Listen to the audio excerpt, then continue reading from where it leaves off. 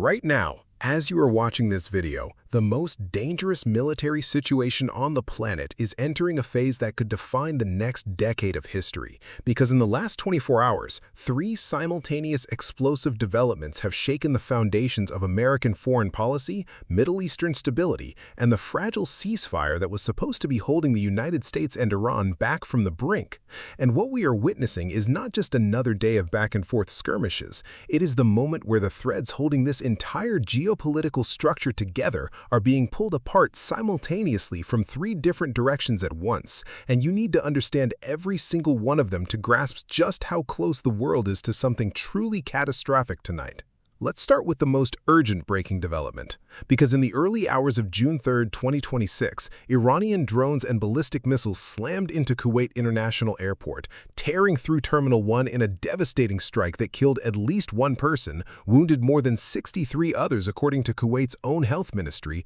and forced the complete shutdown of all flight operations at one of the Gulf's most critical aviation hubs. This was not a stray missile. This was not a malfunction. This was a deliberate, calculated Iranian Islamic Revolutionary Guard Corps strike that the IRGC openly claimed responsibility for, and the justification they gave tells you everything about how dangerously this situation is escalating, because Iran said this airport strike was direct retaliation for U.S. CENTCOM self-defense operations that had been conducted the previous day, specifically American strikes on Iranian military positions on Qeshm Island in the Strait of Hormuz, as well as what Iran described as a U.S. attack on an Iranian oil tanker navigating through the strait.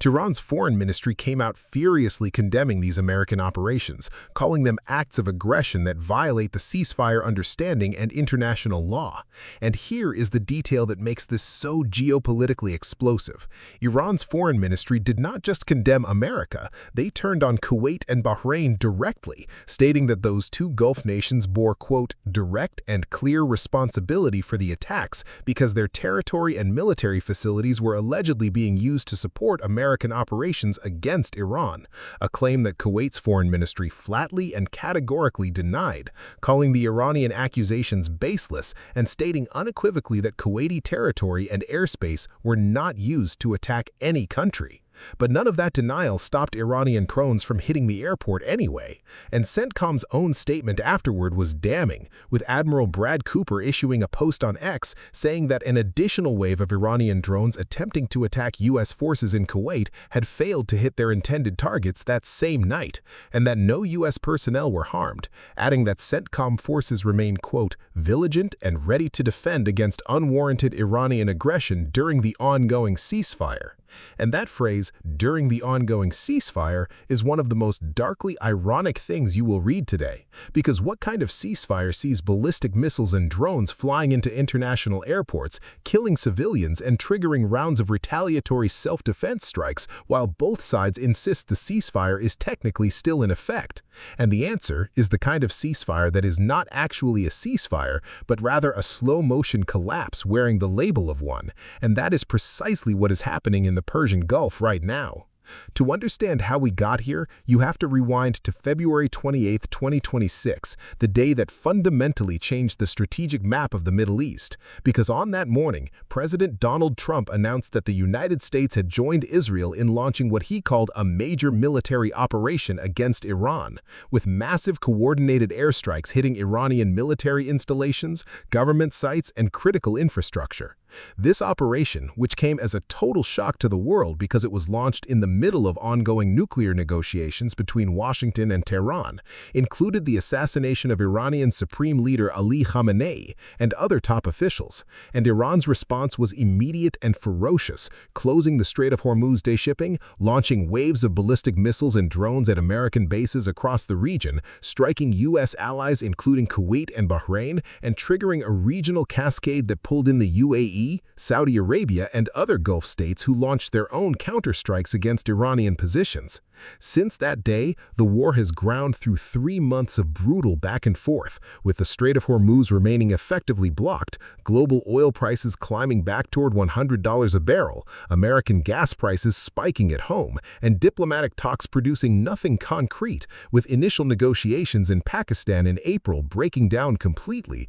and an extended open-ended ceasefire announced by Trump Trump failing to hold on the ground because both sides keep conducting what they each call defensive or retaliatory strikes that the other side naturally calls violations. And here is the critical diplomatic pressure point that is actively threatening to torpedo even the pretense of a ceasefire right now. Iran has been insisting for weeks that any broader peace deal must also address and halt the fighting in Lebanon, where Israeli forces have pushed deeper into Lebanese territory than at any point in the past quarter century, striking Hezbollah positions aggressively and even bombing Beirut itself, with Hezbollah responding with rocket and drone attacks on Israeli territory. Iran's Foreign Minister Abbas Araghchi put it starkly, warning that Israeli attacks in Beirut will mean, in his words, the return of war. And when you layer that onto the Kuwait airport strike, the Qeshm Island operation, the oil tanker incident, the ongoing sea drone skirmishes in the Strait, and the failed negotiations, you get a picture of a ceasefire that exists only on paper and a conflict that is actively heating up rather than cooling down. Which brings us to the second major earthquake that hit in the last 24 hours, because right there in Washington, D.C., something happened that almost never happens. Happens in American politics. Something that sent shockwaves through the West Wing and signals a profound and growing fracture within Trump's own political coalition over this war. On June 3, 2026, the Republican-controlled House of Representatives passed a war powers resolution directing President Trump to halt military action against Iran, and the vote was 215 to 208, with 4 Republicans crossing the aisle to join all Democrats in support of the measure. Those 4 Republicans were Tom Barrett of Michigan, Warren Davidson of Ohio, Brian Fitzpatrick of Pennsylvania, and Thomas Massie of Kentucky. And their defection is significant not just as a number, but as a signal, because these are not fringe members. These are Republicans with varying ideological profiles who are now publicly stating that the president has exceeded his constitutional authority and that Congress must reassert its war powers.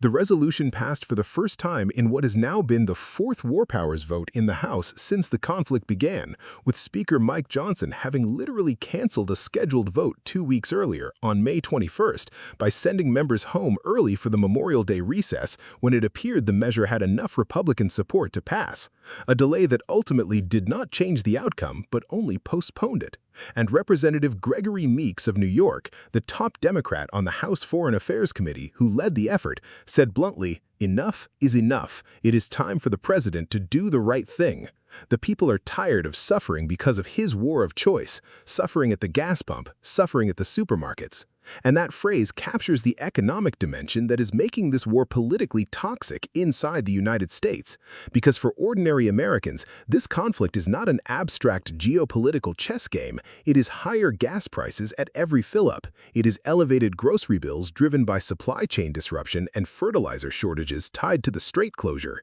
It is the anxiety of an unending conflict without a clearly defined endpoint or objective. Speaker Johnson pushed back hard, defending Trump's decision to attack Iran and insisting that the president is, quote, laser-focused on domestic concerns ahead of midterm elections, and arguing that Iran essentially declared war on America 47 years ago with the 1979 hostage crisis, a framing that does significant rhetorical work for the administration but is increasingly failing to persuade his own caucus members. Now, it is absolutely important to be precise about what this House vote actually means in legal and practical terms, because the resolution is largely symbolic for now. The Senate has not yet held a final vote on its own war powers resolution, though Democrats have been inching closer after winning a procedural vote last month with a handful of Republican support. And even if both chambers passed the resolution and sent it to the president, Trump would almost certainly veto it, and his administration has openly questioned the constitutionality of the War Powers Act of 1973 itself. But here is why this symbolic vote is strategically enormous. It demonstrates publicly and on the congressional record that Trump does not have unified political support for this war in his own party. It creates accountability pressure heading into midterm elections where vulnerable Republicans in swing districts are calculating the political cost of backing an unpopular war. It signals to Iran and American allies alike that Washington is divided, which complicates negotiations and emboldens Iranian hardliners who are watching American domestic politics very carefully and may be concluding that if they simply wait out the pressure, the political climate inside the United States will force Trump toward a deal on terms more favorable to Tehran. And it underscores the historic significance of this moment. This is the first time a war powers resolution has cleared the House or Senate on a final vote since the conflict began, and it came specifically because the war crossed the 90-day threshold under the War Powers Act, the critical deadline that legally triggers the obligation for Congress to authorize continued military operations. Trump has described this conflict variously as a skirmish, a short-term excursion, and a necessary defensive action, framing choices that are increasingly at odds with the 3 months and counting reality on the ground and the 100-day mark that arrives this Saturday. Now let's zoom out and see the full strategic picture, because the Iran war and the Lebanon campaign and the domestic political revolt are not happening in isolation from the other major ongoing conflict that has been reshaping Europe since 2022. Because the Russia-Ukraine war continues grinding forward on its own brutal trajectory, with Russian forces maintaining steady, if slow, pressure across multiple axes of the front, while the diplomatic environment around Ukraine has shifted profoundly under Trump's second term, with the American government taking a radically different posture toward Kyiv than it did under Biden, effectively reducing direct military support and pushing hard for a negotiated settlement, even as Ukraine resists territorial concessions and Russia continues pressing forward in Sumy Oblast, along the Kupiansk axis, and in the critical Donetsk regions. The latest estimates suggest Russian forces have continued making incremental territorial gains through 2025 and into 2026, and while Ukrainian resistance has remained fierce and costly for Moscow, the arithmetic of attrition has been working against Kyiv in the context of reduced Western military aid and a Trump administration that has shown far less appetite for open-ended Ukrainian support than its predecessor. And here is the strategic connection that analysts keep emphasizing because it is genuinely crucial. The Iran war and the Lebanon campaign and the domestic political revolt are not happening in isolation from the other major ongoing conflict that has been reshaping Europe since 2022, because the Russia-Ukraine war continues grinding forward on its own brutal trajectory, with Russian forces maintaining steady, if slow, pressure across multiple axes of the front, while the diplomatic environment around Ukraine has shifted profoundly under Trump's second term, with the American government taking a radically different posture toward Kyiv than it did under Biden, effectively reducing direct military support and pushing hard for a negotiated settlement, even as Ukraine resists territorial concessions and Russia continues pressing forward in Sumy Oblast, along the Kupiansk axis, and in the critical Donetsk regions.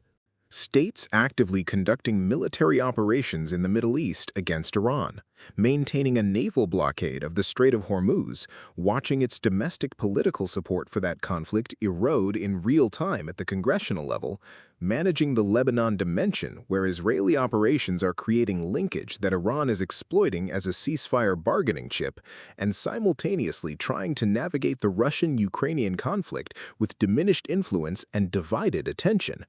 And the economic dimension ties these theaters together in ways that directly affect ordinary people, because the Strait of Hormuz, through which passes a significant share of the world's oil and liquefied natural gas, has been disrupted for over 3 months now, driving energy prices higher globally, feeding inflation in markets from Europe to Asia to the Americas, creating geopolitical pressure on Gulf states who depend on those shipping lanes, and adding urgency to Trump's stated goal of getting allies to help reopen the strait, a goal that Speaker Johnson confirmed the president was actively working on in the days before the House vote.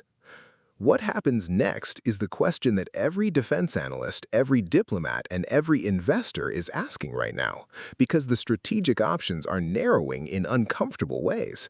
Negotiations between the U.S. and Iran are stalled, with Iran claiming the talks are effectively suspended and Trump insisting they are ongoing, a contradiction that itself illustrates how broken the communication channel between the two sides has become. The Iranian condition that Lebanon must be included in any ceasefire deal creates a direct linkage to Israeli military operations that Washington does not fully control, meaning that even if the U.S. and Iran wanted to reach a deal, Israeli actions in Lebanon could blow it up. a dynamic that gives Tehran enormous leverage and creates friction between Washington and Tel Aviv despite their overall strategic alignment.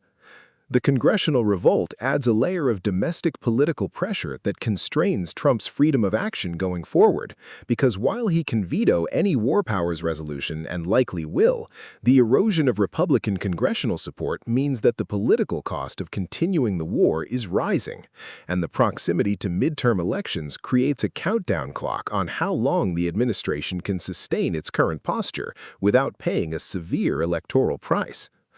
On the Iranian side, the hardliners who were skeptical of negotiations all along are watching the airport strikes and the American domestic divisions and calculating whether the military and diplomatic pressure is sufficient to force the genuinely favorable deal, or whether continuing to fight and wait out the political cycle in Washington might produce better terms.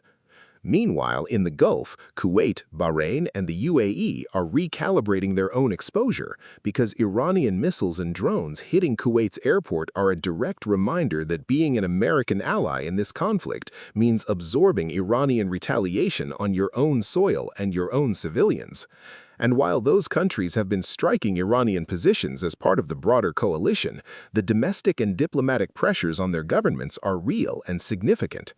And threading through all of this is the oil price trajectory, because the closer prices get to $100 a barrel, the more economic pain accumulates globally and the more pressure builds on all parties to find some kind of exit from the current impasse. The honest assessment of where things stand tonight, June 4, 2026, is that the ceasefire is a fiction being maintained by both sides for different strategic reasons, that the military exchanges are continuing under the label of defensive actions and retaliatory responses, that diplomatic negotiations are in a state of collapse or near collapse, that U.S. domestic politics are fracturing around the war in ways that will accelerate over the coming months, that Israeli operations in Lebanon are creating a linkage that makes a broader deal harder to reach, and that the risk of miscalculation or escalation to full renewed hostilities is higher today than it has been at any point since the initial February strikes.